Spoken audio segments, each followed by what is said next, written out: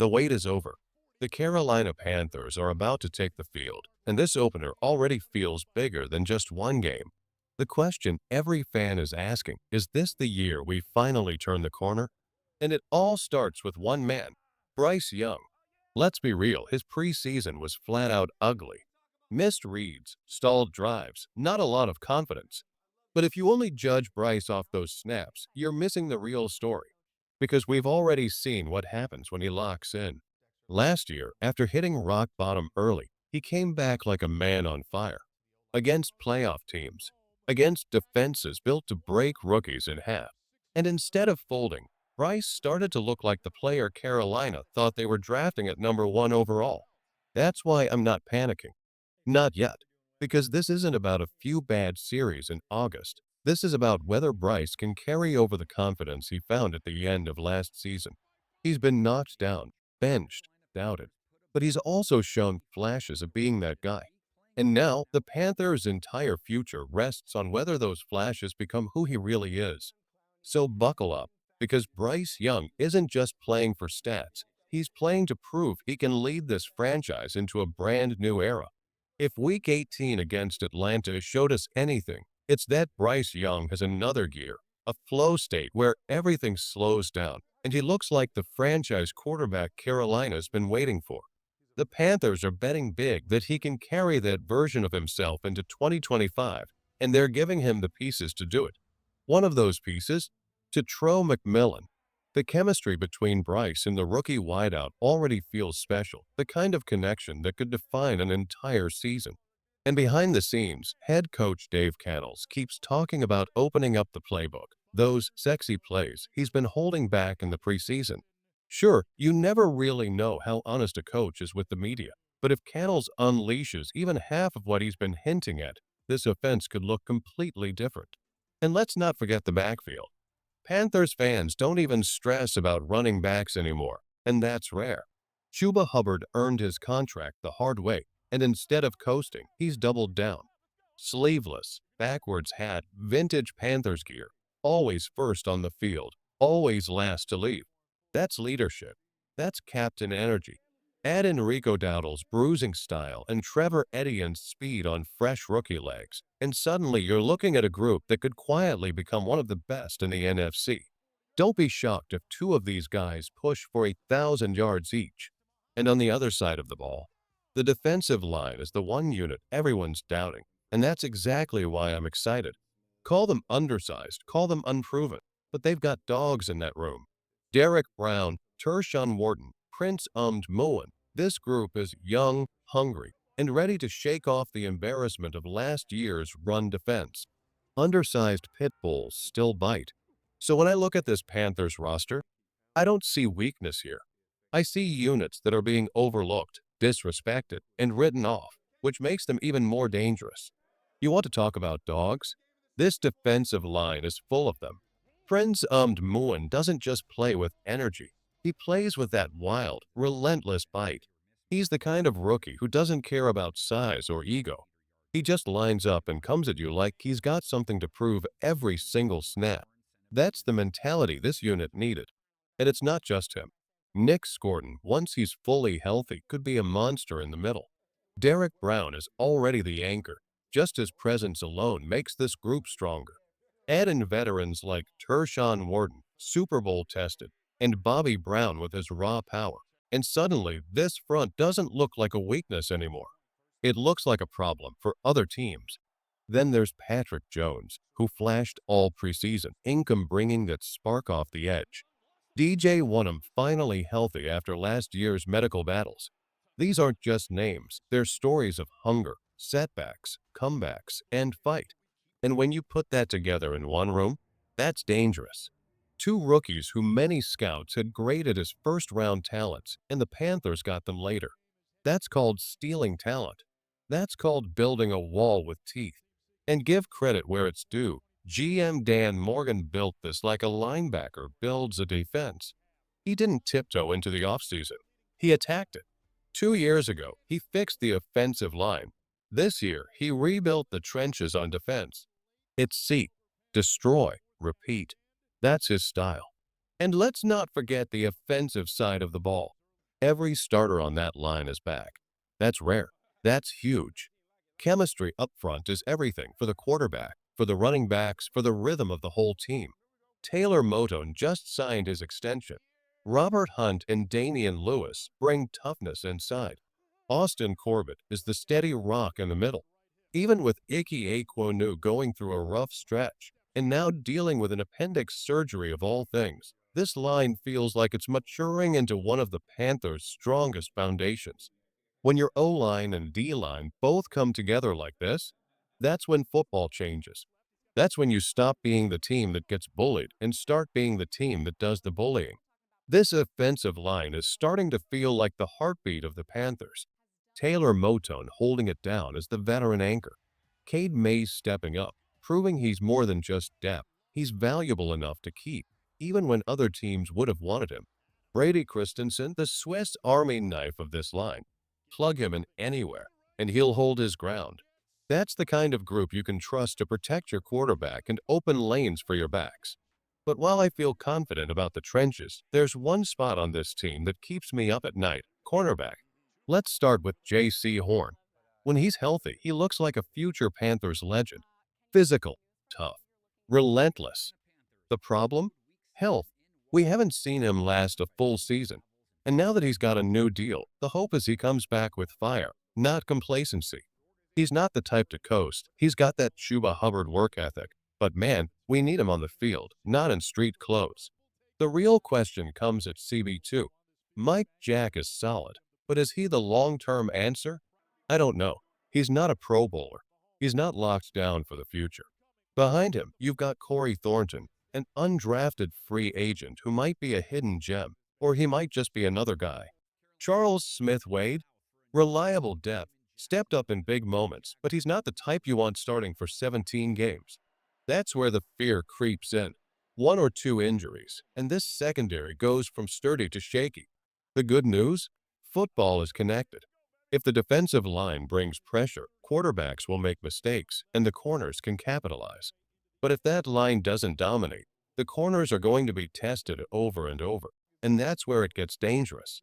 And then, we've got the linebackers. And let me be real with you, this group scares me more than anything else. Christian Roseboom, Trevin Wallace, and the rest of the unit.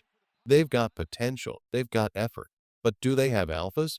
Do they have that Luke Kuechly or Thomas Davis presence where the offense fears them before the snap?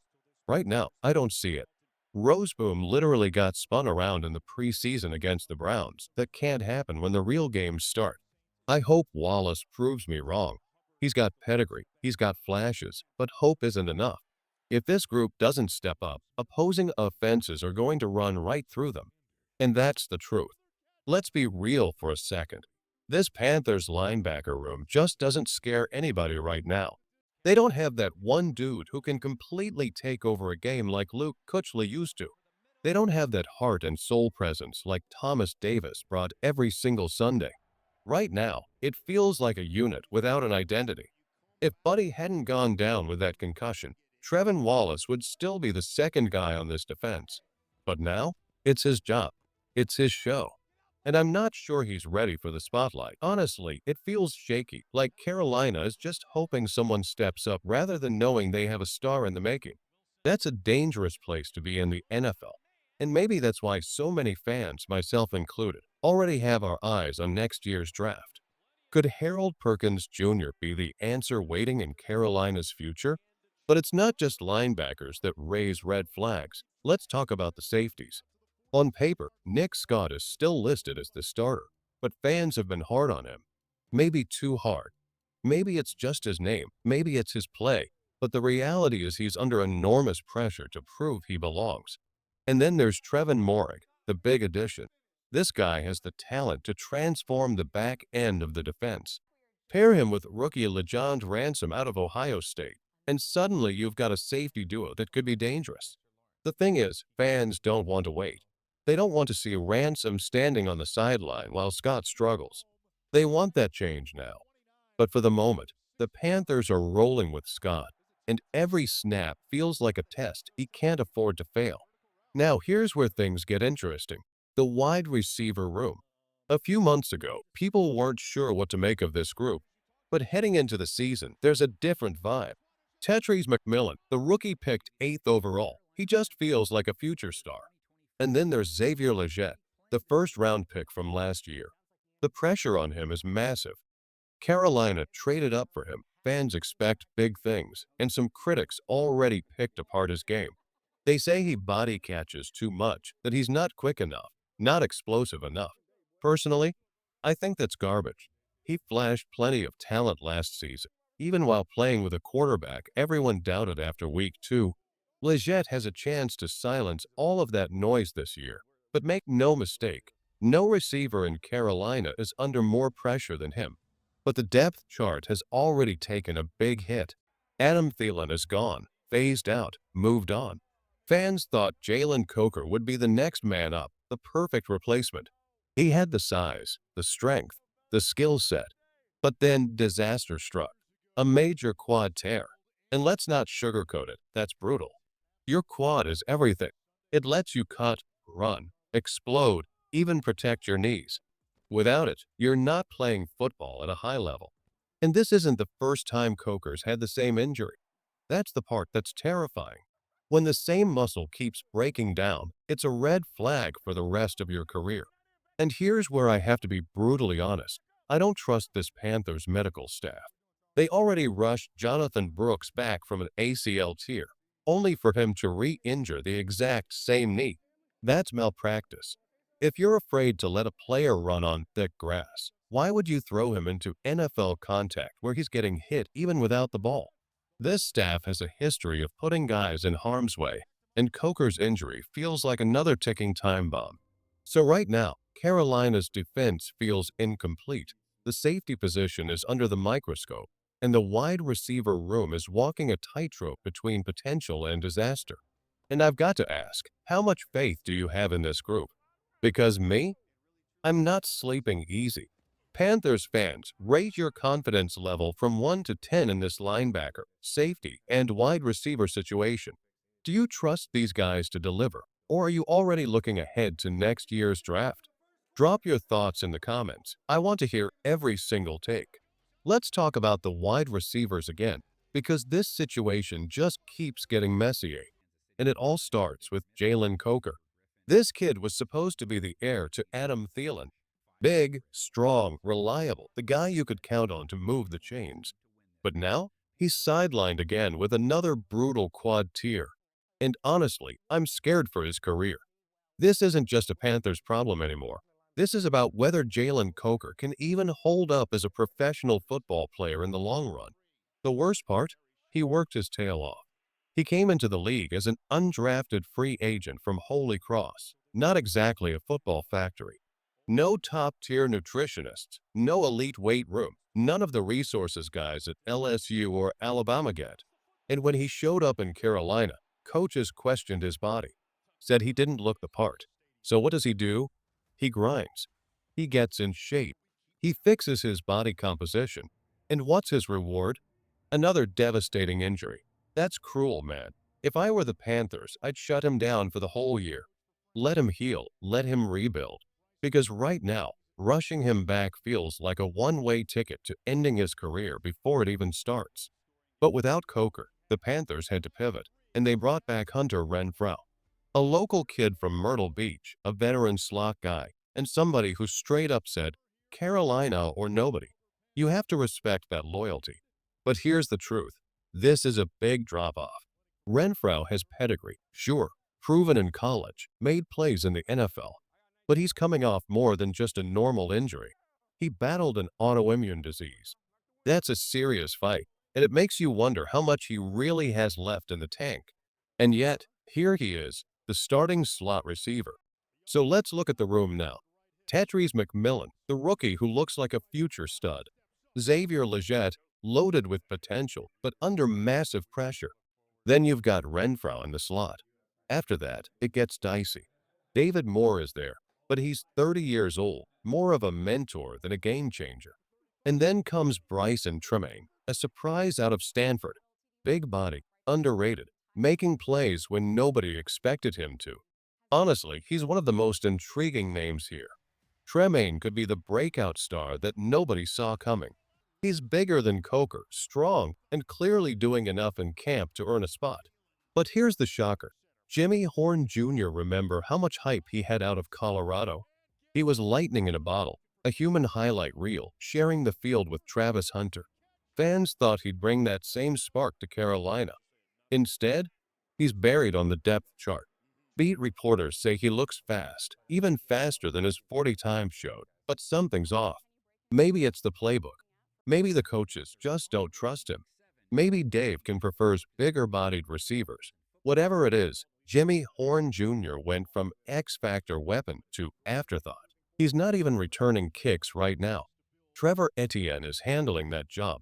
So if Horn isn't a returner and he's not in the top 3 at wide receiver, what role does he even have? At this point, he might be a one-play-per-game guy, a pure home run swing, like the speedsters in Kansas City who pop up once a game and then disappear.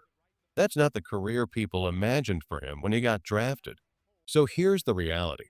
The Panthers' wide receiver room is high risk, high reward. They've got talent, they've got potential, but the injuries and depth concerns are real. One wrong step, one more injury, and this unit could collapse. Panthers fans, be honest, do you trust this wide receiver room? Or do you think it's already one injury away from disaster? Drop your confidence level from 1 to 10 in the comments. Let's be real, Panthers fans, this wide receiver room is not the strength we thought it would be. All offseason, the hype was building. Speed, size, young talent, veterans in the mix, it looked like a unit ready to explode. But as we sit here today, it feels shaky, real shaky. Jimmy Horn Jr. was supposed to be the spark, the lightning bolt who could stretch the field. But the truth is, he hasn't shown it. Not in preseason, not in the glimpses we've gotten. We all got excited about his traits, the raw speed, the potential for those highlight plays. But traits don't win football games. Production does. And so far, it just hasn't translated. Then you look at Hunter Renfrow. He's the wild card. A veteran with proven ability, but he hasn't played real football in over a year. Last time Carolina called him to sign, he didn't even pick up the phone because his kids were watching Bluey. That's where he was in life, a dad on the couch, not a slot receiver in the NFL. And now he's supposed to face live bullets again? Cornerbacks who want to rip his head off? That's a massive leap. Behind them, it gets even thinner. Bryce Tremaine, an underdog out of Stanford, has been a pleasant surprise, but let's not act like he's a proven starter yet. David Moore is steady, dependable, but he's not striking fear into defenses. And without Jalen Coker and Adam Thielen, this room feels top-heavy, maybe even fragile. Right now, the whole thing rests on two names, Tenararoa McMillan and Xavier Legette. If either of those guys goes down, defenses are going to clamp down hard. Double team T-Mac, press Legette, and suddenly it's, okay fine, let Hunter Renfrow and David Moore beat us. That's not exactly terrifying for opposing defensive coordinators. And don't forget the tight end situation. JT Sanders has talent, but he's unproven. Tommy Tremble is coming back from back surgery, and Mitchell Evans is still developing. That's not a lot of security for a young quarterback like Bryce Young, which is why I think Dave Cannles has no choice. This team is going to be run heavy. Bryce to Chuba, Bryce to Rico. Short, safe passes to Sanders. And only when the moment is right, they'll take their shot downfield to McMillan or Legette. It's not flashy, it's not explosive, but it might be the only way to win games. Control the ball, lean on the defense, and grind it out. And speaking of the NFC South, the door is still wide open. The Saints look like a mess. The Falcons might be overrated. And the Buccaneers? On their third offensive coordinator in 3 years, still hitching their hopes to Baker Mayfield. That division isn't locked up by anyone. So here's my call. The Panthers' floor is 7 wins. The ceiling? 9 and 8. Not elite, not hopeless, but somewhere in the middle, fighting every week, trying to prove they belong. Panthers fans, I want to hear from you. Do you see this team as a scrappy 9-8 underdog? Or do you think the wide receiver and tight end issues drag them down? Drop your prediction in the comments.